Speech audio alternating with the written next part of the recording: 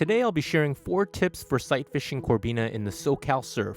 While all of these tips will help you catch these finicky fish, be sure to watch the end as I believe the 4th and final tip is the most important, and I'll also show you how I recently caught my personal best Corbina while sight fishing. Also, please keep in mind that sight fishing Corbina is a very specific technique, and while you can catch Corbina in a variety of different ways, catching them this way for me is the funnest and most rewarding because of the challenge and thrill of seeing these fish in extremely shallow water. Tip 1. Rig. I love my Phoenix Trifecta Light 802L paired with a 1000 to 2500 sized reel. My rig of choice is straight braid with the size 8 owner mosquito hook with the split shot a few inches above the hook. Contrary to what some may say, these Corbina are not line shy. If you are having trouble getting them to bite while sight fishing, the real issue is something else, and I'll be talking about that later in the video. Also, to be clear, the Carolina rig also works in this context. In my opinion, whatever rig gives you the most confidence is the best rig to use. Here's a little tip though. If you're using the C rig, I suggest shortening your leader to about 6 to 8 inches. There's a reason for this, and I'll be explaining that later as well. Tip 2. Tide. If you want to see Corbina in ultra skinny water, you have to look for them at the right tide. However, every beach sets up differently, so different beaches will have different tides that are optimal for sight fishing. What you want to see though is calm and clear water running over flat sand. You want to see the water barely covering the sand, maybe 6 inches to 1 foot at the most. Water clarity is super important, as the better you can see into the water, the better opportunities you're going to have to target fish. I encourage you to explore and put time on the water to understand the best times to fish your beach. Many days, there is only a 1 to 2 hour window where you can optimally sight fish Corbina. As my fishing mentors have always taught me, nothing beats time on the water. Tip 3. Bait. I like using the biggest sand crab I can find, and I hook them right onto the side of the shell.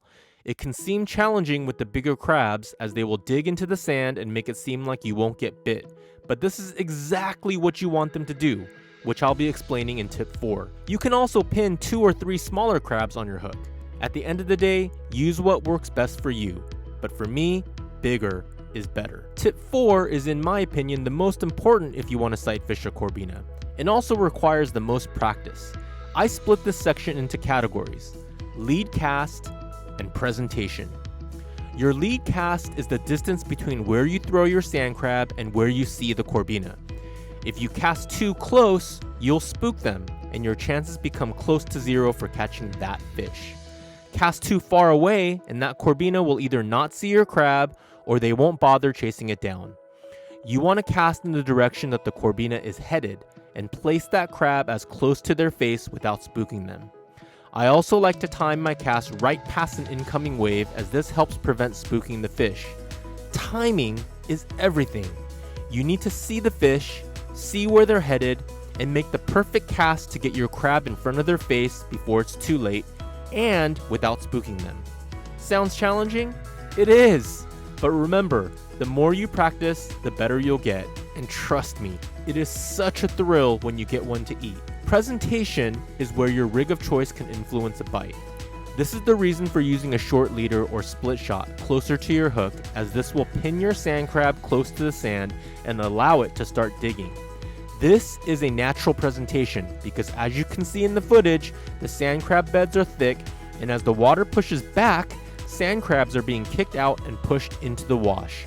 Corbina are cruising at the edge of the water looking for an easy meal, and if they see a sand crab desperately trying to dig back into the sand, they are most likely to eat it. If your crab is flailing around and helicoptering in the current, a Corbina will most likely not eat it. Presentation is super important, and what your crab is doing in the water when a Corbina sees it is the difference between getting bit or watching that Corbina turn away with no interest. This is how I caught my biggest Corbina to date. I tracked him moving south, made the lead cast, and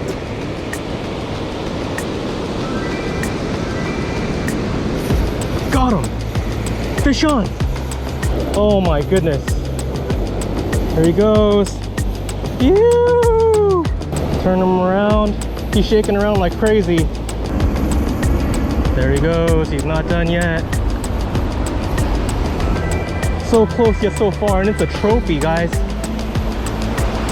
Really, really big fish. Wow, it's a huge fish. My goodness, it's a huge Corbina. Probably a PB, guys. Yeah.